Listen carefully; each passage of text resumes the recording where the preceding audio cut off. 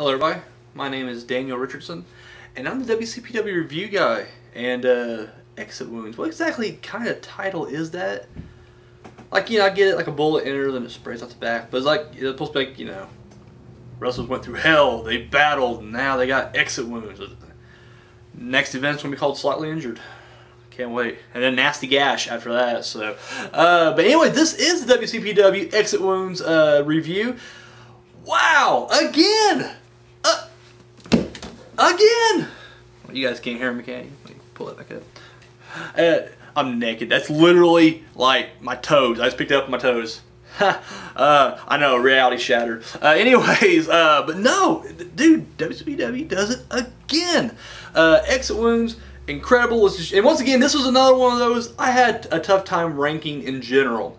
I kind of had sets of matches, like I knew like my top 3 favorite, and then I knew like, the 3 or 4 on the other end, but there was not a bad match at all.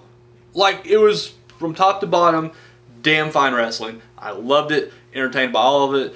So I actually had a tough time this week narrowing it down, or this week, last night, narrowing it down to like what was my top match and what was my least favorite, or bottom ranked match. 8th ranked, we'll say 8th ranked. Sounds a little nicer. But no, so let's just jump into this, shall we? Let's start on the production side of things. Crowd is hot. I love it. I love a good crowd. WCPW fans never fail to deliver, so they're on top of it. Dave Bradshaw is back. Oh my God, we've been waiting forever. It's great. I'm glad he came back. Stryker, it was Matt Stryker and Dave Bradshaw. Stryker, of course, nailed it like he always does. Dave Bradshaw is wonderful. It was just perfect. It was better than JR and Stryker. This proved why. Like, literally, you can just hear the difference. You really can. So welcome back, Bradshaw. Glad to have you back. We just get Alex Shane back. And don't get no disrespect to Stryker. I just want Shane and Bradshaw. That's all I want. That's all I want. But I'm happy with what I got. I'm not ungrateful. Believe me, this is good too. Love the look of the show. Like, seriously, just the production values in general. It looked great. In fact, I'll even say in the main event, where the lights dim, we got both wrestlers in the ring, they're doing the introductions, and I felt like I was watching like a mainstream wrestling show. Like, I really did. That's how good I think this thing looked. It looked incredible. Yeah, loved it. If I can nitpick, because I get a lot of criticism for just sucking off the product. They're like, you're not a real review guy because all you do is blow them. You never critique them. So if I can throw a criticism out there, there was one thing I thought was kind of odd throughout the night. And I'm not blaming the camera guys. I'm blaming whoever it is in the back that switches over the camera angles. A lot of times, like, there's like, especially in the bottom left-hand corner of the screen, whenever you had the hard cam there, that guy was like never ready. So like a lot of times it would switch to his camera and he'd be like at the floor and then he'd come up, or then he would like kind of get into position and zoom in. And I'm like, you gotta have those shots already ready to go. But it wasn't his fault. Is whoever's in the back, you gotta wait to get that shot set up and then hit it. And then even a couple times on the other side, the guy on the right hand side, same thing. He, a lot of times he's shooting and then it cuts to the floor and he's walking trying to get in the spot, and then he's there for too long and they have to cut somewhere else. So so yeah, there it is. Once again, I'm nitpicking because the show is great regardless. But yeah, so there you go. There's some criticism I'm throwing out there just so you can't say I'm just a WCPW fanboy. Just a super mark, but I am. So anyway, let's get to the actual show. We kick things off. Prospect going up against Bad Bones and Drake. Prospect comes out with a bucket. They're of course taking donations, which is incredible. I love it. I freaking love it. And then, of course, we got Drake and Bad Bones. Of course, we all knew, that Kennedy would, of course, hire Bad Bones, hired gun. So we've got him right there. Drake, Bad Bones, no James R. Kennedy. He comes out with him, but then stays back in the back. Decided, you know what? This is too volatile. He got to stay away. Prospect starts things off early and attacks Bad Bones and Drake, and it's awesome. Dude, Prospect looked better than they have ever previously. Like, seriously, the entire thing was just incredible. If you want to know what that draining sound is, we got kind of a backed up, let me just shatter the wall completely. We got a backed up tub over here. Someone just got out of the shower. Johnson. And so anyways, yeah, it's slowly draining, and I was like, well, you know what, I can probably get this video out of the way before that draining sound. So I don't know if you guys even hear it or not. I can hear it. It's like a fucking freight train in my ear right now. So now I'm just thinking you guys can probably hear it even worse, but I'm gonna power through it. So anyways, no, Prospect looked incredible here. Like seriously, they looked phenomenal. Best they ever had. I thought all the moves were, you know, very fluid, smooth. I mean, it was just, I don't know, they look great. Love the spot where I love Gracie was just fired up. Like I loved it. Like I bought into the fact that he was pissed off at these guys for fucking him over. Like it is believable. When they go for the double suplex on Grayson, he drops to his feet and then hits a double neck breaker. Really loved that. I thought that was awesome. And of course he's doing the kicks. He's kicking the shit right out of Drake. And on the third kick, Drake ducks, but he just comes back around and kicks him again. Oh, I loved it. However, they do their tag finisher, which, what is the name of that tag finisher? I've seen them do it like numerous times. I have yet to hear a single commentator call this, you know, move anything. The Prospect, the double Prospect, I don't know what it's called. Anyways, they take Drake down with that, but before they can make a cover, out comes James R. Kennedy, and of course he's running his mouth, distracting him. Gracie, of course, completely out of the way, and Archer's right there, and of course Bad Bones comes in with a chair, right in the leg with it, gets out. Of course, Gracie, and then of course by the time Gracie realizes what's going on, Archer's already in a figure 4, and of course he taps. So, and then of course they end up still in the bucket. They end up getting it back. That was a weird thing. They end up still in the bucket and then beating up Prospect, and the bucket fell everywhere. Just this shilling's going everywhere. It's insane. But anyways, but yeah. So Bad Bones and Drake win. Prospect lose, and of course Lucas Archer selling that injury, man. Like he took a shot to the leg, and he's just like, yep, I'm down. Rest of the time. So, but yeah. Once again, I really want Prospect to win. Like that was just, but this is gonna make Orlando so much sweeter. Like when they finally get their revenge and go up against Drake and James R. Kennedy, it's just gonna be so much better. So, but yeah, so Prospect wins, or sorry, Bad Bones and Drake win. So yeah, we kick things off, and then so the next match, internet title match, Liam Slater versus Cody Rhodes, and yes, my God, so we start things off. They come out, and right before we can even get going, dude, Liam Slater just boom. Attacks Cody Rhodes from behind, and then he powerbombed him and then went for like a diving headbutt, and I was like, what the fuck? And so he hits it, and he goes for the cover. I'm thinking, well, he ain't gonna win. Cody Rhodes is gonna kick out. 1, like, well, he still ain't gonna win. There ain't no way he can win. 2, holy shit, is he gonna win? He's gonna win this right here? And Rhodes kicked out, and I'm like, oh my God, he almost won the title. So I was like, wow. So at that point on, now I'm just like, holy shit, can Liam Slater walk away with the title? This match was incredible. This was almost my match of the night. It's a toss-up. It really was. Like I had to kind of, like as I'm getting ready to hit the camera, I'm about to hear, you know, record, I was like, I gotta pick a match of the night, and I'm gonna go for another one. But I think on strictly wrestling, this is it right here. Like as far as wrestling goes, this is the best wrestling match of the night. Freaking loved it. Man, I mean, Cody Rhodes does not put on a bad show ever. Like, he puts on an incredible match every time. Liam Slater's damn good, and I ain't taking nothing away from him. But like I said, the last time he was in a great match was against Zack Sabre Jr., and Zack Sabre Jr. can get the best out of anybody. Like, seriously, that dude can get in there with, like, Great Khali, and it'd be like a 4-star match. Like, seriously. That's just how good Zack Sabre is. So I wasn't... It wasn't that I was like doubting that Liam Slater can have a good match. I assumed it would be a pretty damn good match. But it was just like, well, you know, yeah, of course he had a good match with Slater or Sabre because, you know, Sabre's awesome. No, with this is it. These two guys on their own, fucking phenomenal match. I loved it. And then when Cody Rhodes hits the crossroads on Slater, and I was like, well, that's the end of that. 1, 2, kick out, and I was like, what? And I was like, oh my, they're gonna do it. Slater's gonna win the title, and I was rooting for the kid. I really, and don't get me wrong, I love Cody Rhodes. Cody Rhodes is great, and I was just like, you know, best internet champion we've had. I know we've only had 2, but still yet, I think he's just, what he's doing for the title is just great. But I was just like, I was behind like Slater. I was like, come on, Liam, you can do this. However, he goes for the one last diving headbutt, and he misses it. And of course, Rhodes just kind of hooks his legs underneath his arms there, flips him over. 1, 2, 3. Cody Rhodes retains the internet title. And then, of course, I love the moment at the end because, you know, he has Slater get back in the ring, and he goes to shake his hand. And of course, Slater does the too sweet. And of course, got a chuckle out of Cody Rhodes.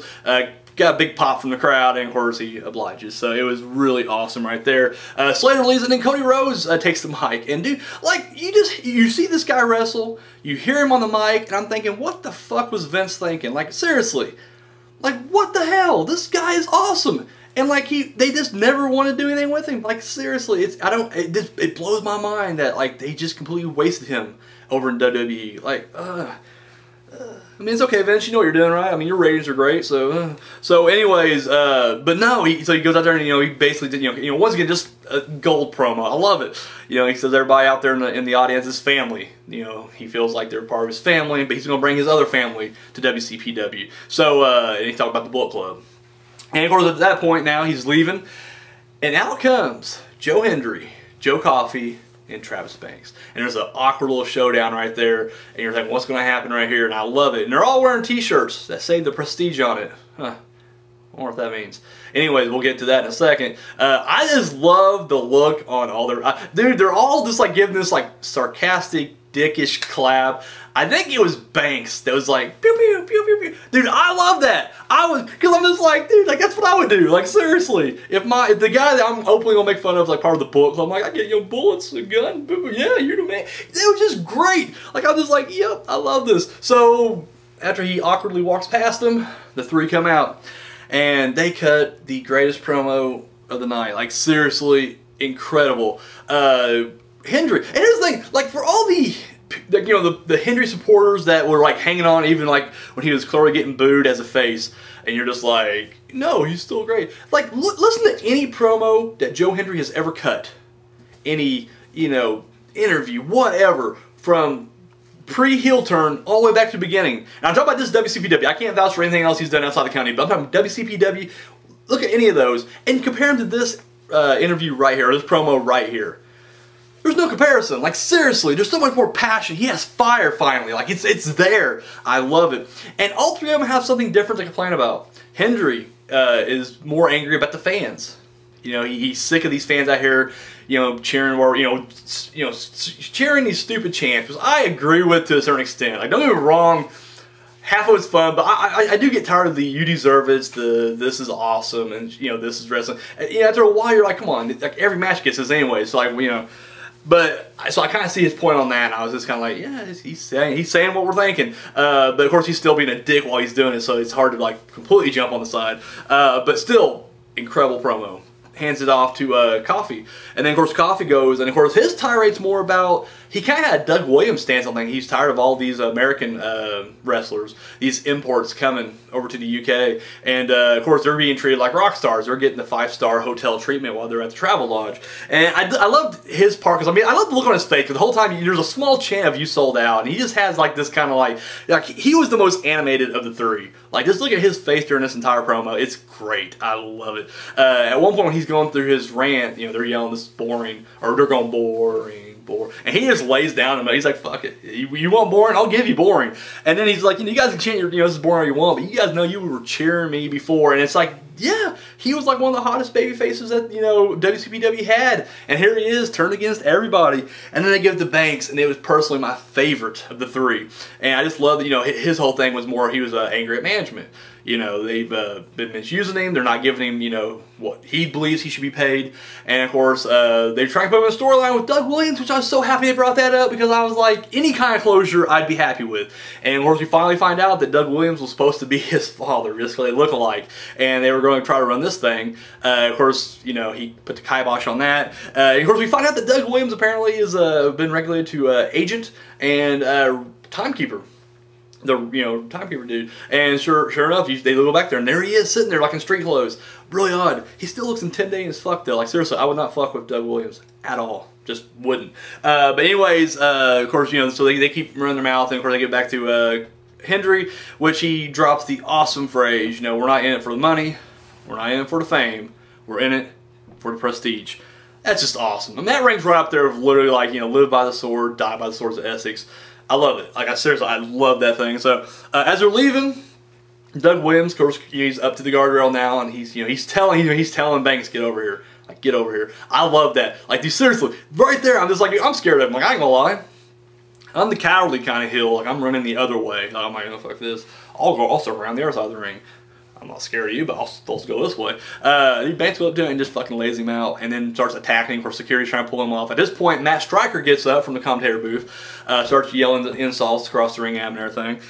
Which I'm not gonna lie, like, you know, Matt Striker's a hell of a commentator. He was never a great wrestler.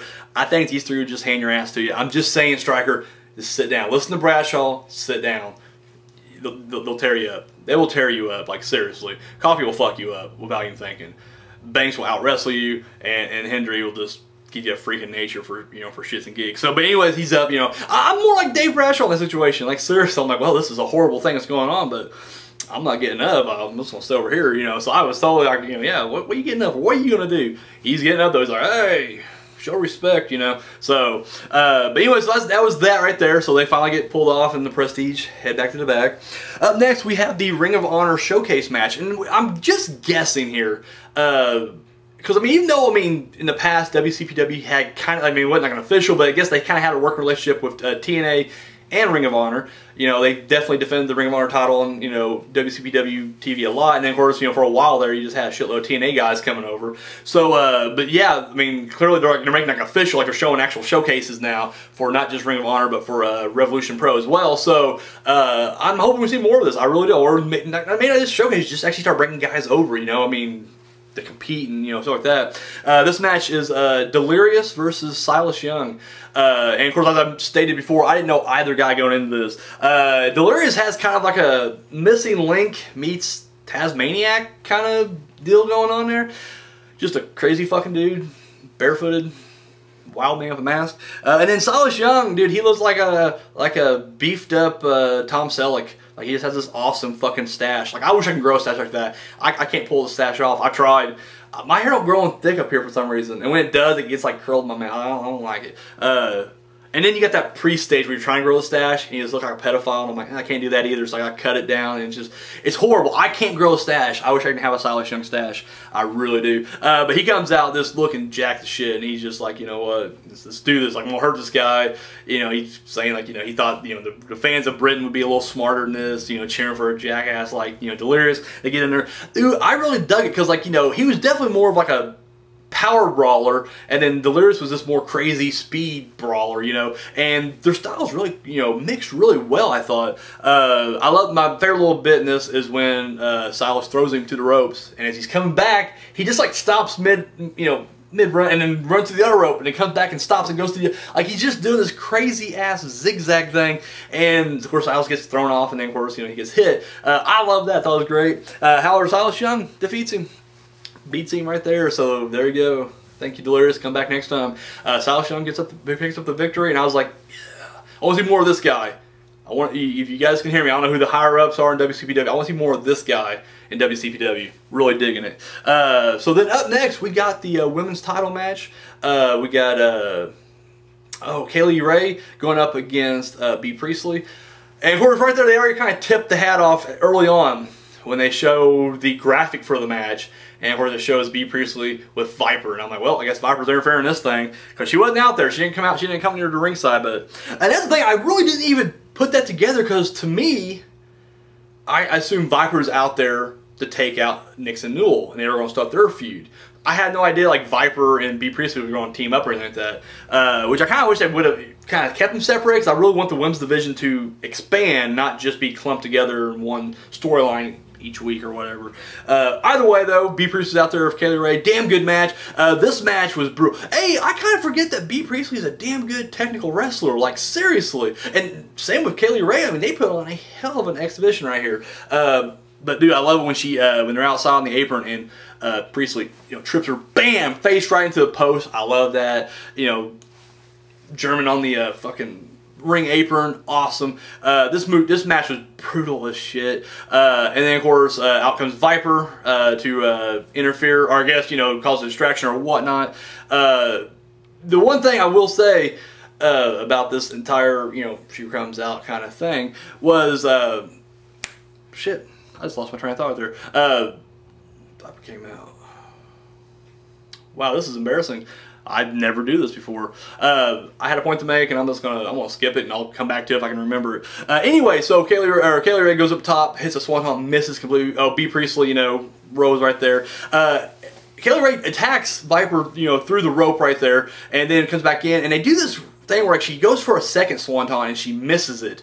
And then Priestley goes for the pin, and you look like she's trying to get her feet on the rope, but she couldn't quite make it. It was just kind of an awkward looking thing. And I think, you know, on the 3 count, she finally gets her foot up there, but they didn't even acknowledge it because it was so late right there. So that was kind of, you know, that right there. But either way, then of course they did mention, this is the point I was going to make earlier, and I just, it came back around. My mind's like a lazy Susan. It'll come around eventually. That Nixon Newell apparently has been injured. Viper took her out of action. So yeah, so there you go. B. Priestley retains the women's title, and yeah. There you go. We got Will Ospreay backstage. He got some awesome promo. Dude, like, I just love his accent because for some reason it just reminds me of like Clockwork Orange, like Alex from Clockwork Orange. I don't know. I love it. I freaking love it. But yeah, he said he's literally intending to just end Galloway's career. Like he's going to do what Joseph Connors tried to do. He's going to finish the job and break his neck. So up next in the Best of 7 series, we got, it's a chain match. Match number 6.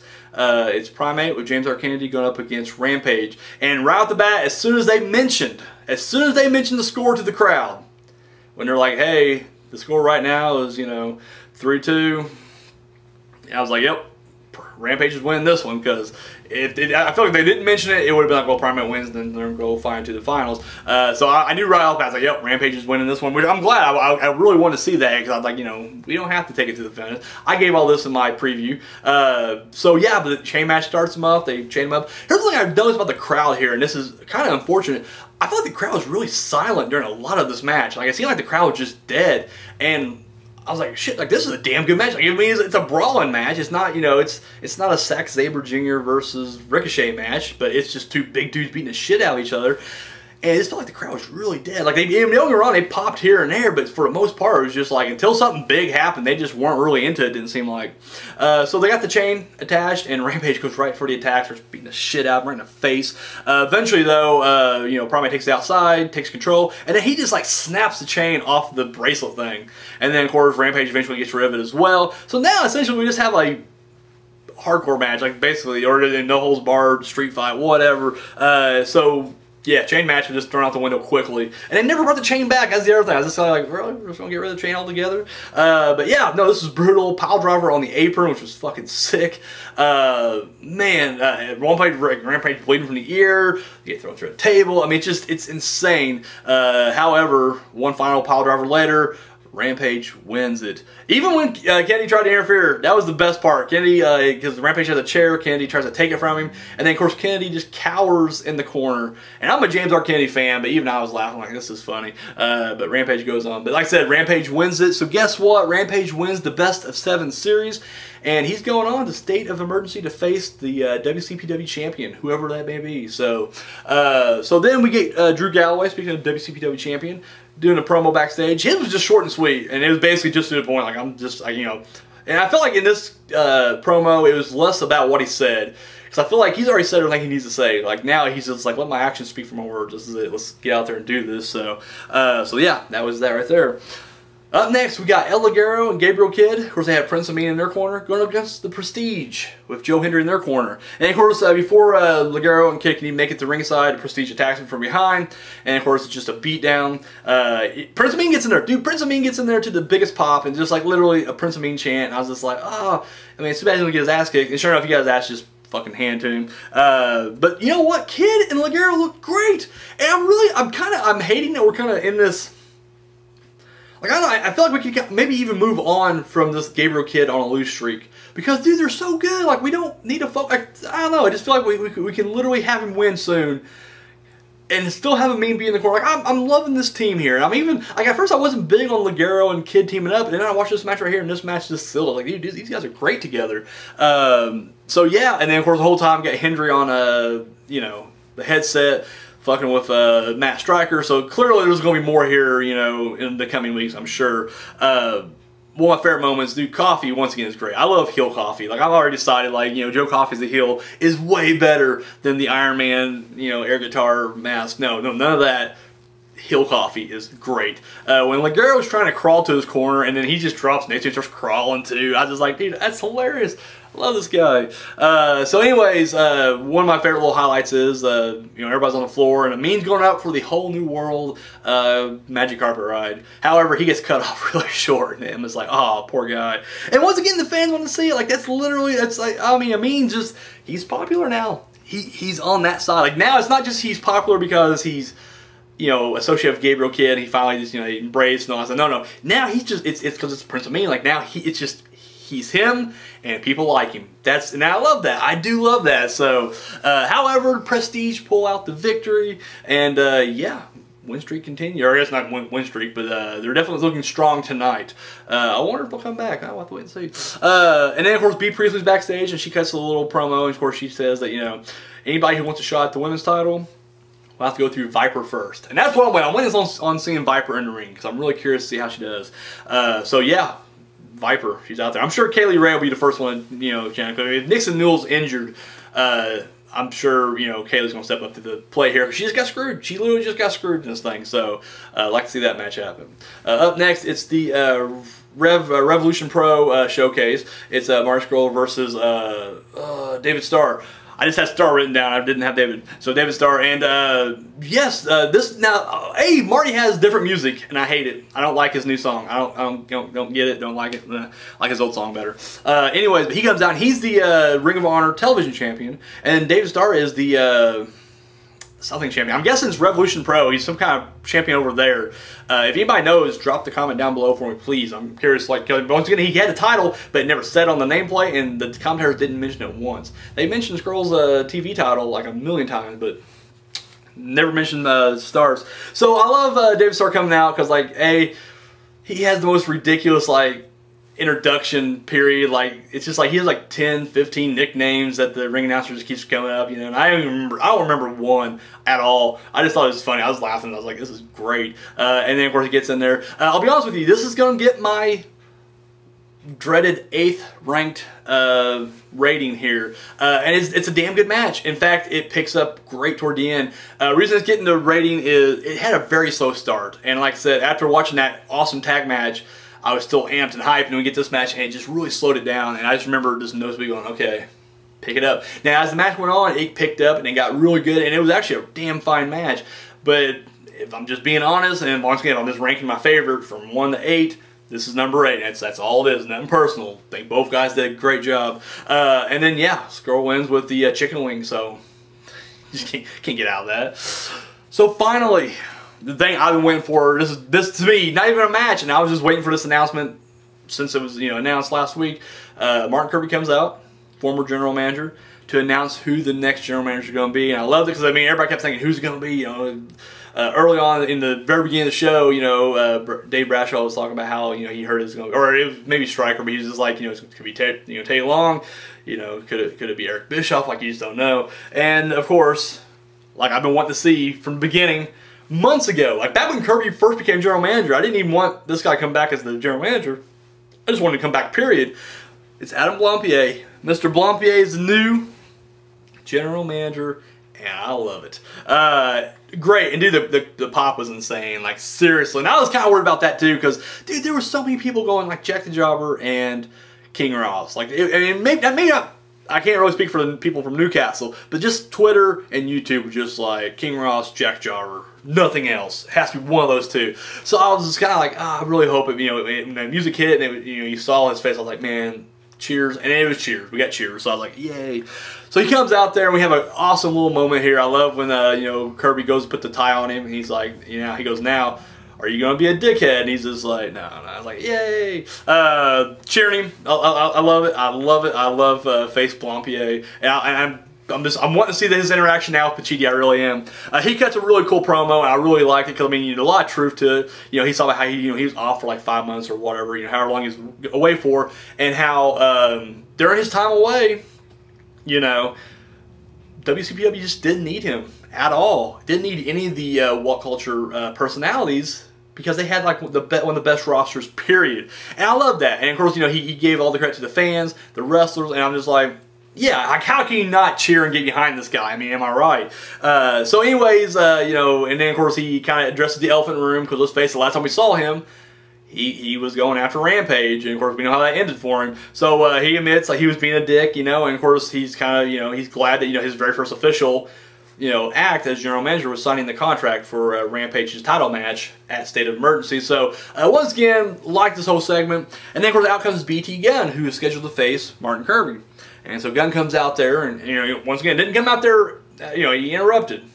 Comes out, and of course he's wearing his trademark hoodie and everything, but he unzips the hoodie to reveal the Prestige t-shirt. And then out comes the Prestige behind him, and I'm like, oh shit, it's going down. So they circle the ring, and of course Blampier goes right to the corner, and then here's Martin Kirby there. For a split second, and I didn't want it, I did not want it. For a split second, I was like, Blampier, don't do this. Don't turn on Kirby just to be the new heel. Because I'm like, hey, it just wouldn't make sense, like, at all. Like, literally Hendry's new turn, like, the reason why he, you know, and even to a lesser extent, Banks, he hates management right now. I just didn't want to see Blampier go full Eric Bischoff and join the Prestige. Luckily, he didn't. They beat the shit out of Kirby and then turn around and Blampier gets a freak of nature, and then they put the boots to him. Referees come out trying to, you know, restore some order. They get beat up too, and then of course they beat the shit out of Kirby some more. BT Gunn covers. They drag a referee in there and they make the 3 count for him. However, bell never rang. The match was never officially started, so it was just. It was a segment at the end of the day. But yeah, Blampier, first day on the job, and gets his ass handed to him. That's rough. That's rough right there. And of course Kirby, former general manager, also got his ass handed to him. So yeah, Prestige, this whole night looked strong as shit. I love it. So yeah, so that was that right there. So we move on now to the main event.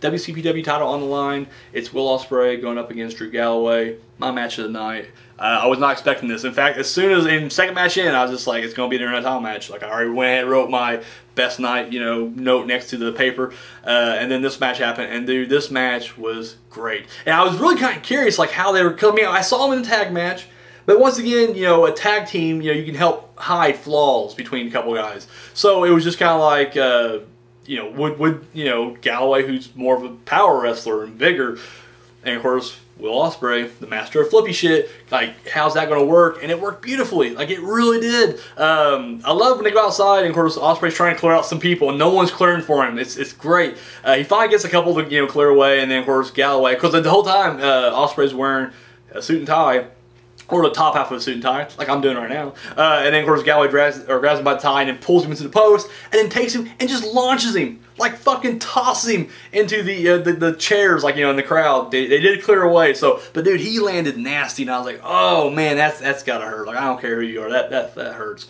They end up brawling out, you know, in the crowd, and they, you know, they bring it back and everything. This match was just incredible throughout. A lot of power hits. Ospreay, I mean, he sells like a champ. That's all there is to it. He got kicked. He did a flip. And I was like, holy shit. Of course, we get the Os Cutter. Oh wait, no, first we get B Priestley coming out there. Galloway has the match apparently, and of course out comes B Priestley, pulls referee out. I'm thinking DQ. No DQ. Just don't let that go if that's your side. And then of course, as Galloway starts arguing with the ref, which I thought was kind of ridiculous, because I'm like, really? Like, would you not be arguing with B? He's arguing with the ref, or maybe he didn't see it. Because I will say that I didn't cross my mind. I was like, well, maybe he didn't see her, because like literally he's got the pin and he looks up, and of course all he sees is ref out there, so he's probably thinking like, what the hell? But he spends a lot of time arguing with him, and then where B comes in for the low blow, but he catches it. He catches it, and he's turns it around, and I'm just like, hit her. I'm like, hit her. Like, I love B. I am a B Priestley fan, love her to death. I was like, hit her. Like, I would. He does one better. He headbutts her right in the fucking face, and I was like, yes! Oh, I cheered loud. I woke the neighbors up. They were pissed. Cops are here. It was a weird, awkward thing. But anyway, I didn't care because I got my thing, because guess what? B Priestley got headbutted in the face, knocked her out of the ring. However, he turns into an Os Cutter, and I was like, oh shit! Not like this. I was saying that. Not like this. Like, even though Will Ospreay is a heel, I was like, I want a clean win. I'm a mark. I was immersed in this match. 1, 2.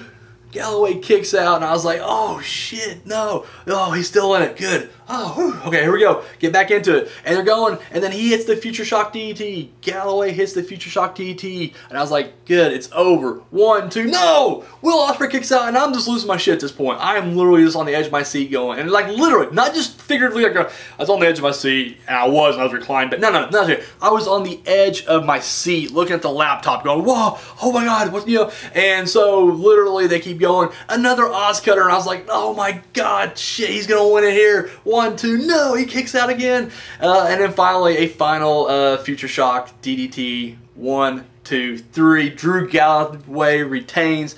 Oh, it was exhausting, and I was like, there's no way that's not my match tonight. I was so into that final match, and especially like the last 10 minutes, which is incredible.